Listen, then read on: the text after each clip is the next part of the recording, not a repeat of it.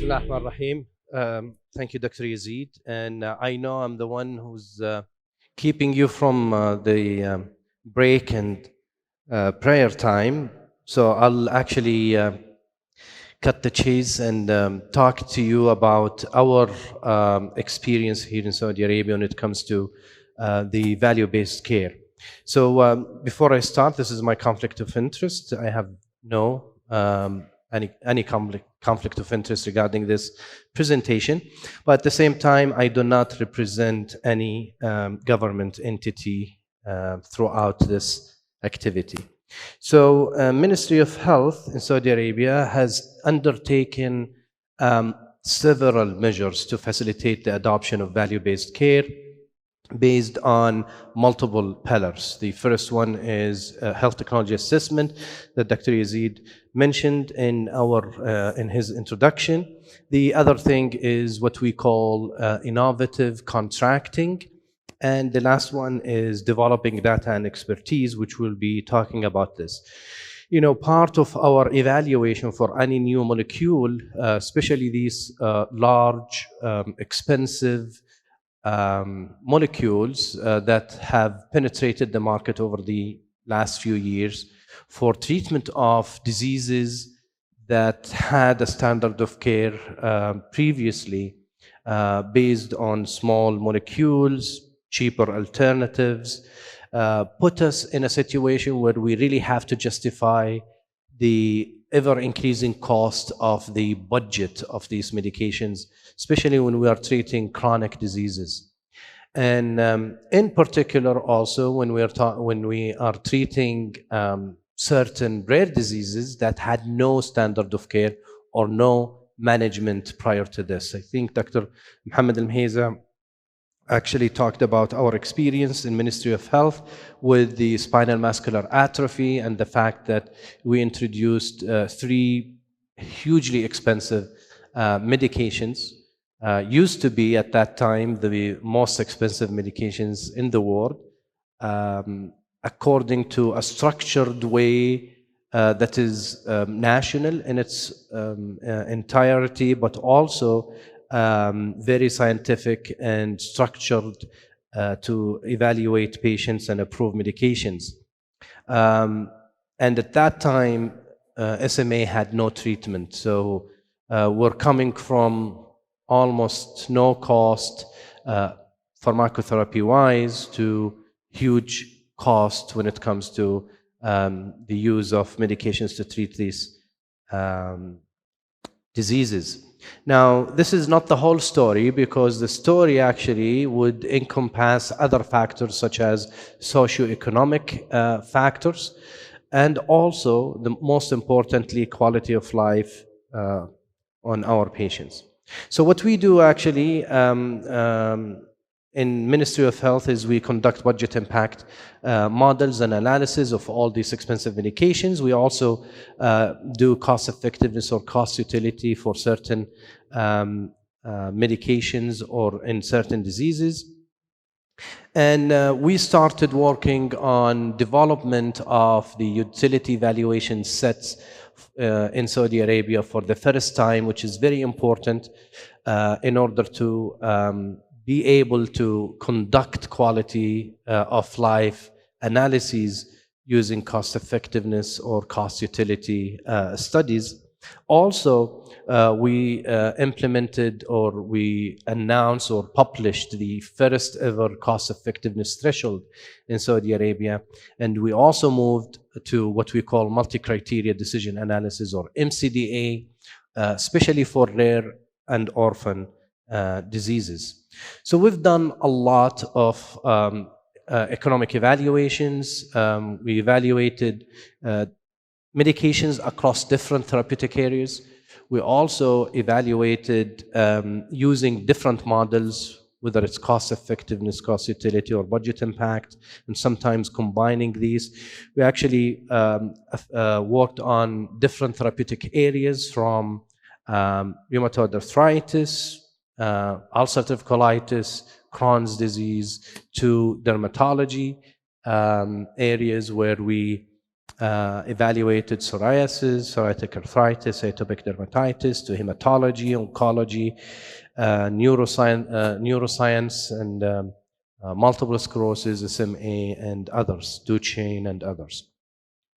We published multiple publications on this, and some are on the way as we speak. So this is the local set of Saudi utility evaluation that we conducted using the EuroQL evaluation or EuroQL tool based on EQ5D5L utility tool that is used by almost all countries in the world that generated the utility evaluation sets.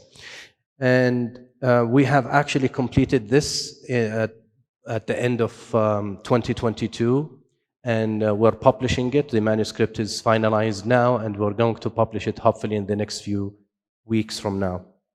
The second thing is the cost effectiveness threshold that we published 3 months ago. And for the first time, we established the willingness to pay or cost effectiveness threshold in Saudi Arabia for chronic general diseases, which is between about 50 to 75,000 Saudi riyals annually, or per quali, or per dali, actually. We did it per dali, and then we did it per quali. Anyway, the second thing is we moved actually to refining our cost effectiveness threshold depending on the disease state. So as we mentioned, our cost effectiveness threshold is mainly for general diseases, for chronic diseases. It does not address other part of the diseases which is at the end of the spectrum. We're talking about something like rare diseases or end-of-life diseases. And certain countries have looked at this differently, and there is no consistent methodology to evaluate or to come up with a cost-effectiveness threshold for rare diseases or orphan diseases. So for example, you can see United Kingdom, the way they do it, they have end-of-life diseases between 50, around 50 to 80,000 pound, compared, for example, to 10 to 20,000 pound for their general cost effectiveness threshold. When it comes to end of life, they have around 100,000 pound. Netherlands has the same thing. United States, they have it in a different way, where they use the GDP 1.5 to 2.5 or to 3 times the GDP, depending on. Now, the whole idea of having this is to incorporate other aspects in terms of disease burden, in terms of prevalence of the disease, as well as many other variables. And this is our next project.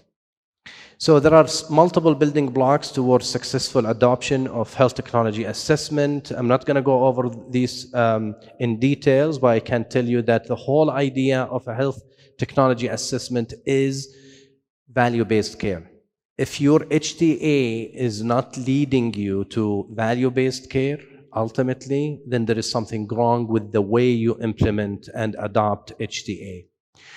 HTA is a function, is a tool that will help you mainly make an informed decision. And this is usually come in the form of recommendations that you provide to decision makers so that they can make an informed decisions about new health technologies. Similar to medical devices, medications, medical supplies, and equipment.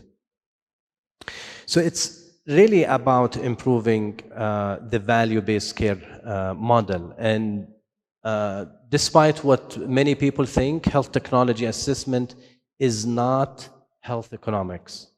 Health technology assessment is about reviewing the whole picture when it comes to adoption, the decision to adopt a new technology like a medication, for example.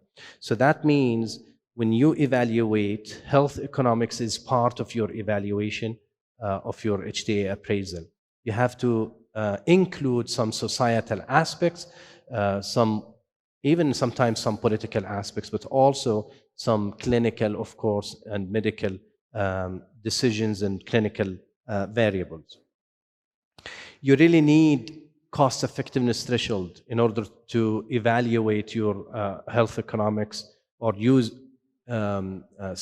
meaningful health economics evaluations to support your HTA appraisal. You really need your utility valuation sets, that is quantifying the quality of life in dollars value, in order for you to link the evaluation, your health economic evaluation, to the quality of life, like in cost effectiveness or cost utility studies.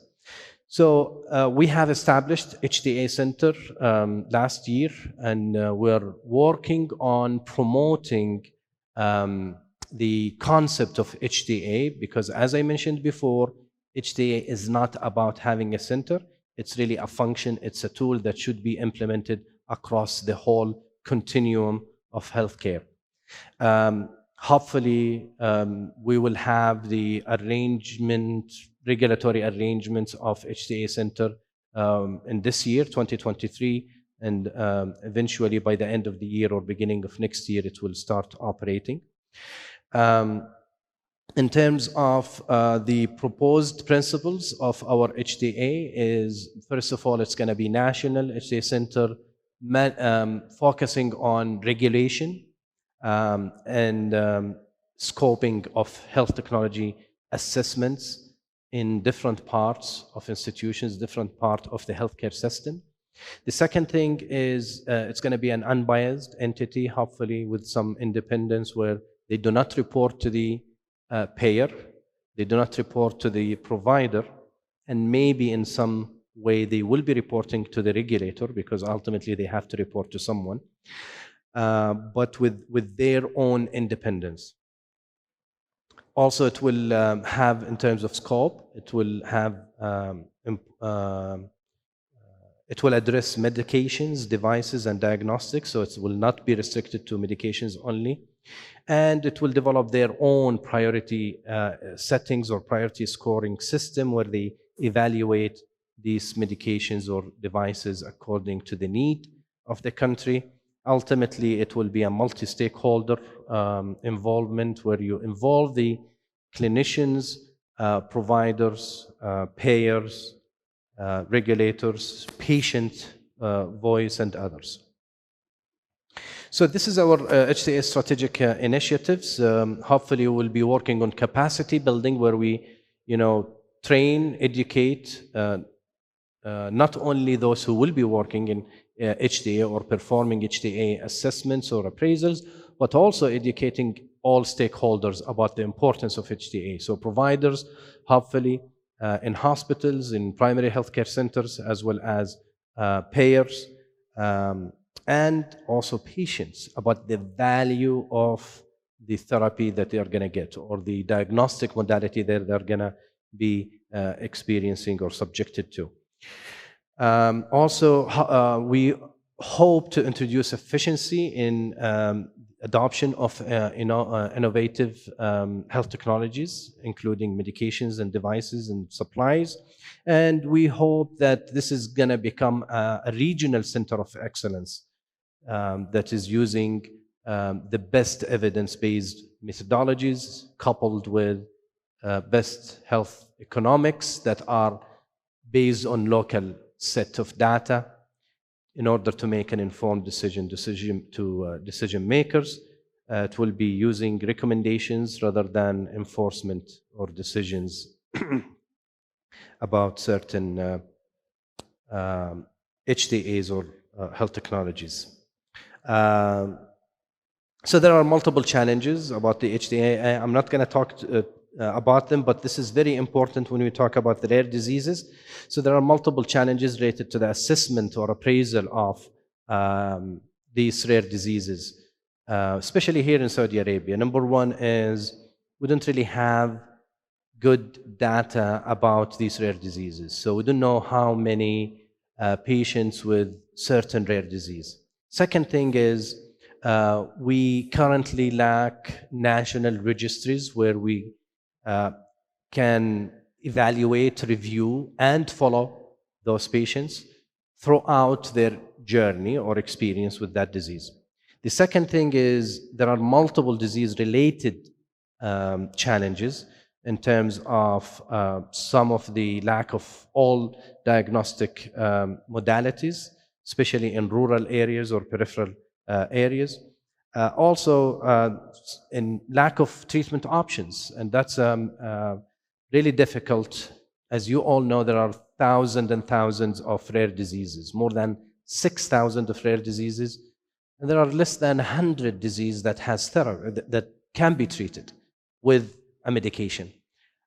So the vast majority of rare diseases, they do not really have therapies.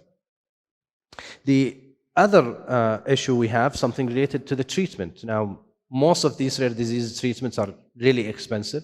Now, I was talking with Dr. Ahmed 2 weeks ago about certain enzyme replacement therapy and the value of these enzyme replacement therapy. Same thing when we talk about SMA with Dr. Mheza.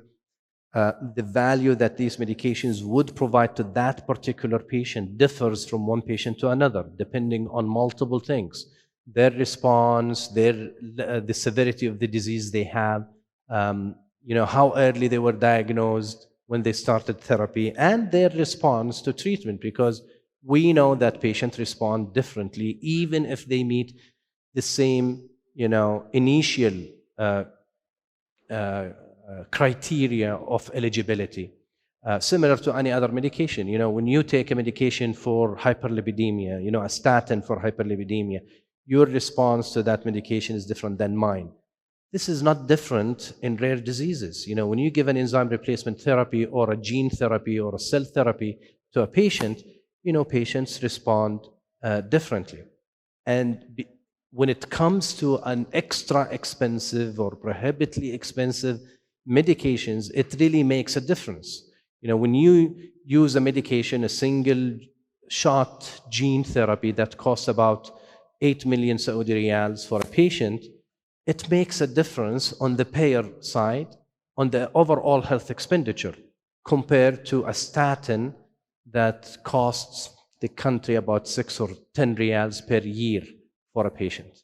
Huge difference. And there are certain uncertainty when it comes to the equity of access. We always talk about this, equity of access. Those who are not diagnosed early enough, especially in peripheral areas, who come usually late, or those who die without even diagnosis. That's one issue. And the access of care to them, to their tertiary care hospitals, where they are referred in a timely manner, where they can be accurately diagnosed and treated, differs from one area to another. The value and willingness to pay, which is very important, that's why we need health technology assessment for these medications and this therapy. Need for specific HTA method, because there is no established HTA appraisal method for all rare diseases. Rare diseases are not created equally, and these are different, in terms of their impact on the patient, in terms of their diagnosis, and in the management of these diseases. So applying existing HTA decision framework on rare disease might not work as the way we want it to work, because we have issues with the sample size. Professor Ahmed, 1 minute left. 1 minute, okay. Sample size in terms of the number of patients, and also when we have the incremental cost effectiveness threshold is really different than other diseases. So we have piloted the first national multi-criteria decision analysis framework to support healthcare decision making, and not even talking about the cost effectiveness threshold for these patients, but including multi-criteria decisions analysis tools in our evaluation of these diseases.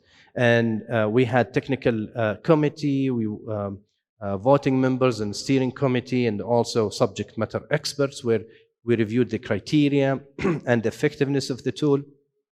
We developed scoring and weighting mechanisms, and in order to better understand these, how we apply the MCDA in our rare diseases.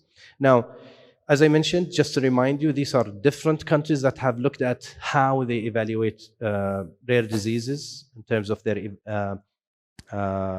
cost effectiveness threshold, but we haven't seen really a standardized MCDA tool for evaluation of rare diseases. So hopefully we're going to come up with this and inshallah publish it very soon in order for them to be adopted. An adjusted ICER consideration is also another thing, that looks at burden of illness, availability of other alternatives, whether there is treatment or no treatment, the type of the disease, and because the phenotype of the disease also differs in certain rare diseases between one country to another country, and the societal impact of that disease also that could be used as for adjusting ICER. For example, here we published our ICER threshold between 55 to 75,000 Saudi riyals. We previously, when we did the willingness to pay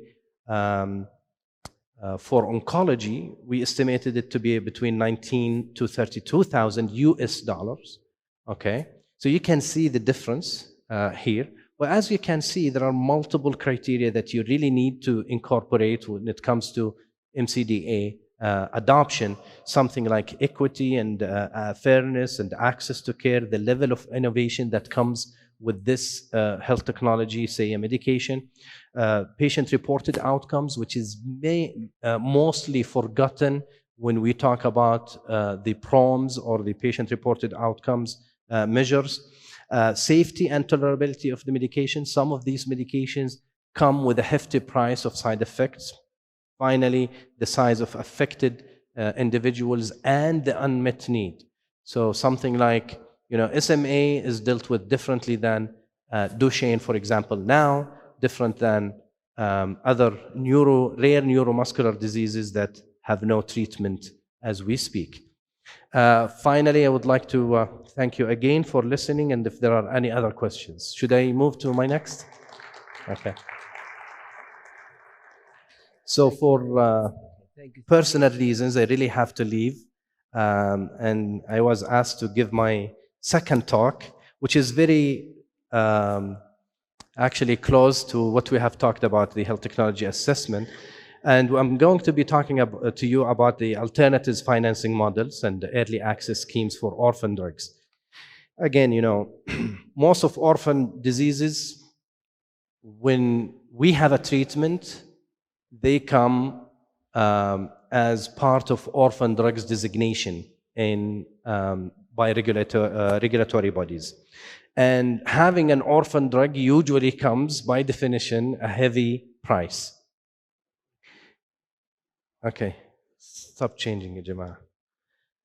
Now, we talked about value-based healthcare, and it's very important to focus on the value behind any management or diagnostic modality. And when we say the value, we're not talking about the dollar value. We're not talking about the cost. We're talking about what value that this medication brings in the equation. And the value, generally speaking, you could think of it as the quality, the effectiveness, the safety of that particular modality divided by the dollar's cost. Okay?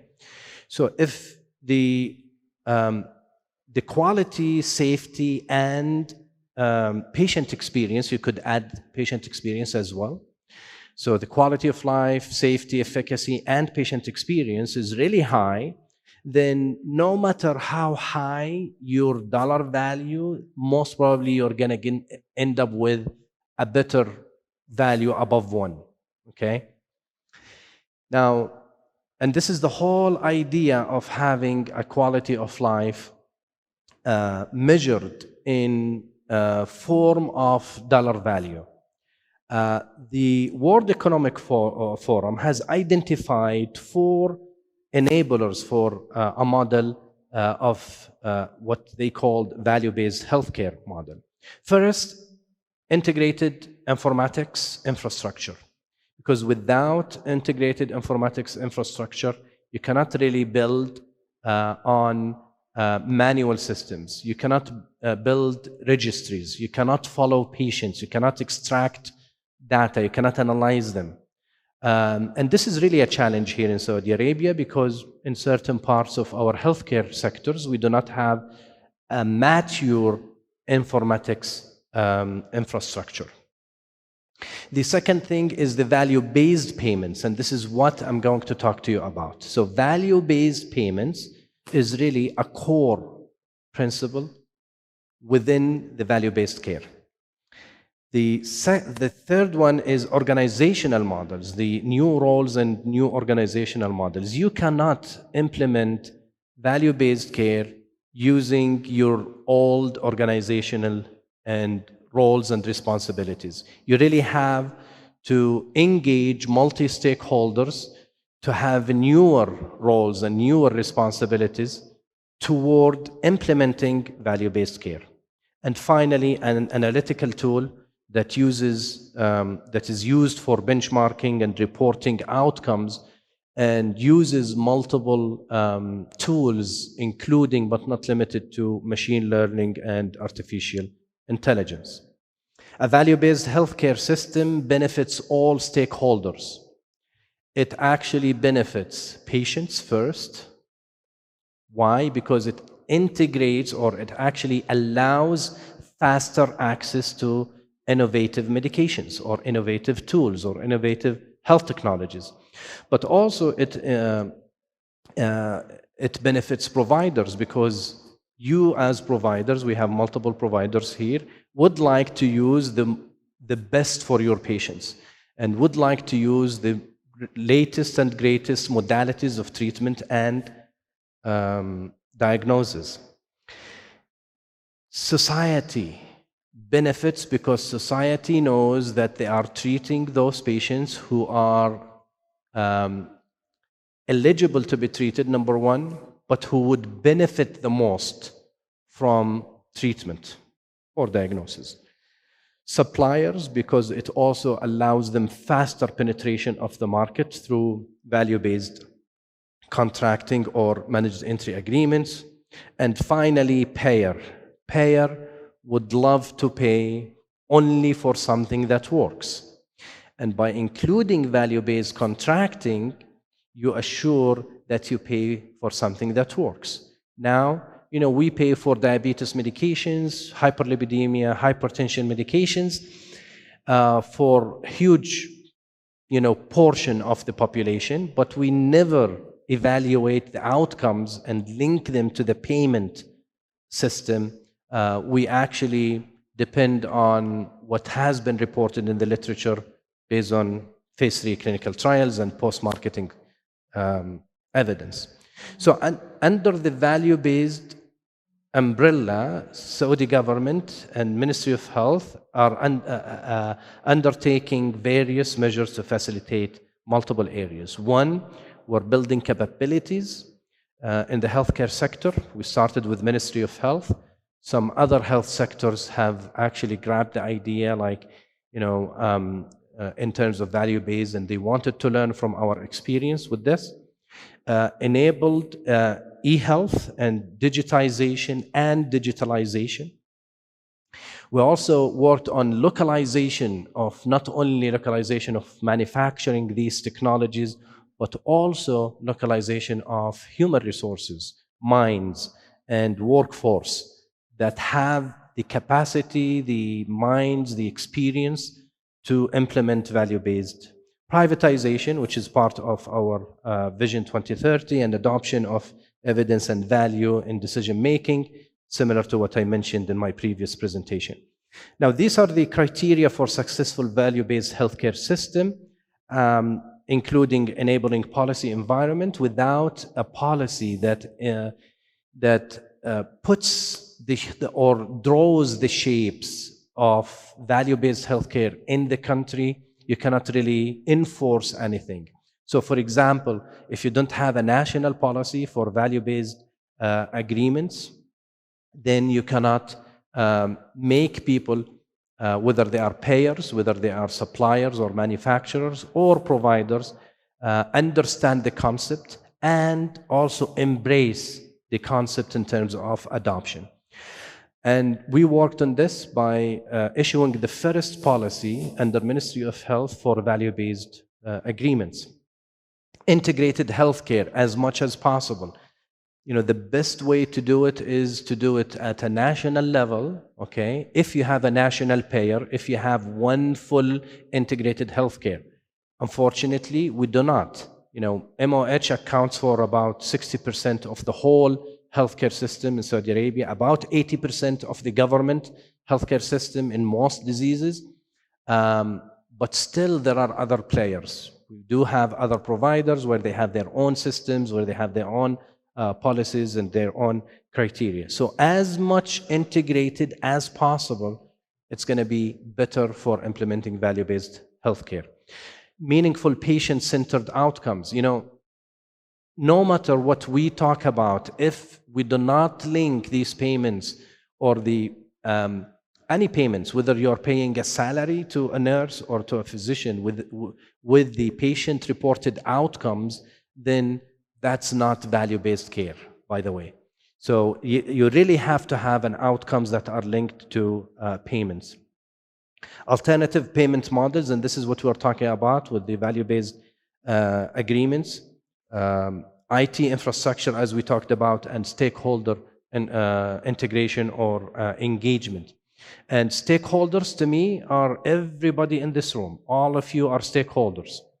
So everybody has a role and a responsibility when it comes to embracing and adopting and implementing value-based care. So in Saudi Arabia, we are actively working to improve the access of orphan drugs in patients in need. We have, in the past, we used to have only 1 or 2 centers that we refer patients to when it comes to rare diseases. Now, actually, by building workforce capacity, training individuals, physicians, nurses, pharmacists, and others in different areas where they can actually work together to establish other centers. And this is what happened in Ministry of Health now. We have actually multiple sites where we can treat those patients rather than refer them to tertiary/quaternary care hospitals. The second thing is establishing what we call cost versus value optimization. This is what we talked about in terms of willingness to pay and quality of life, utility valuation sets and quality of life, establishing a centralized registry. It's really important to have centralized registry because without centralized registry, you have fragmentation of data.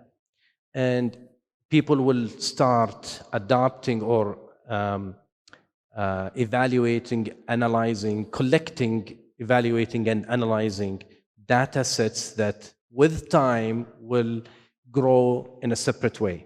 And ultimately, you will have huge heterogeneous data that does not make sense. National policy, as we just mentioned, a key strategy for successful early access programs, what we talked about is number 1 is reimbursement plans, patient assistance programs, regulatory environment that we talked about that is conducive to the development and approval of orphan drugs in Saudi Arabia. So let's talk about some innovation models in terms of innovation payment models. A value-based, what we call provision of care model that is presented by accountable care organizations in Saudi Arabia. And I wish I had the time to explain to you the healthcare transformation plan that is happening as we speak for those who come from outside the country, because we are separating the old roles of Ministry of Health into multiple different entities in terms of payer, separate regulator, and a separate provider. So there are multiple categories of value-based payments. One is what we call fee for service, where you do not really link it to outcomes. And this is the least risk in terms of adopting a financial based model.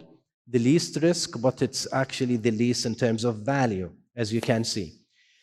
A better model is what we call a fee for service that is linked to the quality and the value that this technology brings, say a medication. It has higher risk because you will have to be able to justify the outcome in terms of response criteria with the payment. Now, another category, what we call the advanced payment models or alternative payment models that are built on fee-for-service infrastructure. So you have the initial fee-for-service, the first or the second A or C, what we call A or C here. But then you build an alternative payment models where you link the effective management of a segment of the population on an episode of care or an episode of care. And the payments still are triggered by the outcome on the delivery of the service, okay? But you're talking about more of a population-based care now rather than an individual patient. And then the category for the population-based payment, where the payment is not directly paid or triggered by a service delivery rather than a whole population. So the more advanced payment models, okay, how many? 2 minutes? Okay. The more advanced payment models we have, okay, the best value we get. However, it's the higher risk in terms of implementation and failure. So if you do not have people who are well trained and have the experience in implementing such complex alternative payment models, then most likely they are destined to failure. Transitioning from the fee-for-service toward the shared risk or population, and we have done this in multiple ways, where we actually measure the quality and linked certain indicators of quality of how the medication performs and the value that this medication brings to the payment. Also, one of the challenges we have is that the current Saudi healthcare infrastructure does not really facilitate monitoring or collecting relevant data. However, hopefully, toward our complete healthcare transformation by the year of 2030, we'll be able to have accountable bodies for building a national integrated healthcare or value-based healthcare system that incorporates the data in every single step of patient journey. So this is the proposed path forward in terms of design and framework.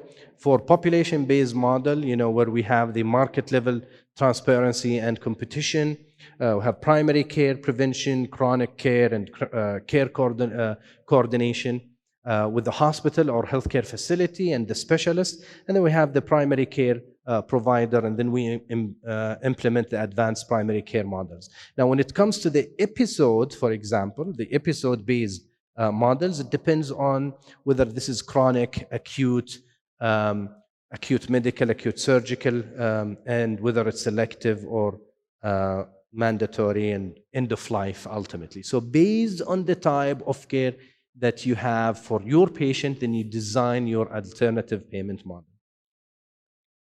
Really quick, because I can see Dr. Yazid ينظر إلي شذرا.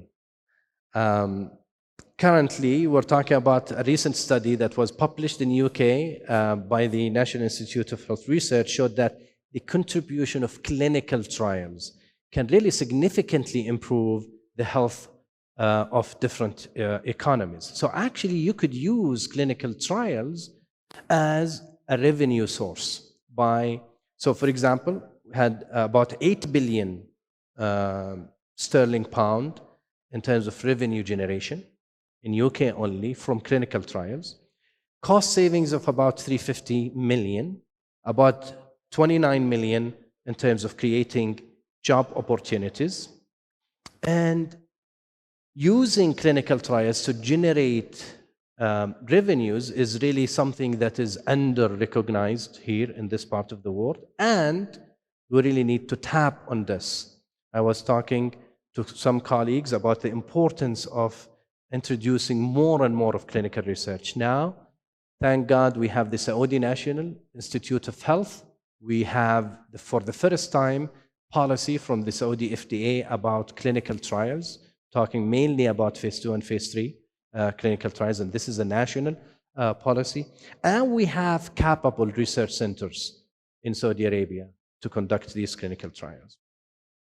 So our roles in maximizing clinical trial flow in Saudi Arabia by increasing Saudi Arabia visibility in clinical trials hubs, working with multiple people on this, the impact of economy and generating revenues, increase the efficiencies and cost reduction, and data integrity, quality assurance, and finally access to innovation.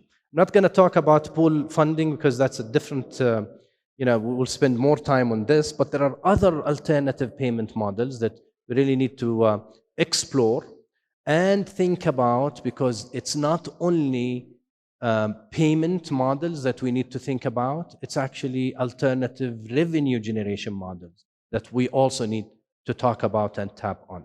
With this, I end my talk. Thank you very much.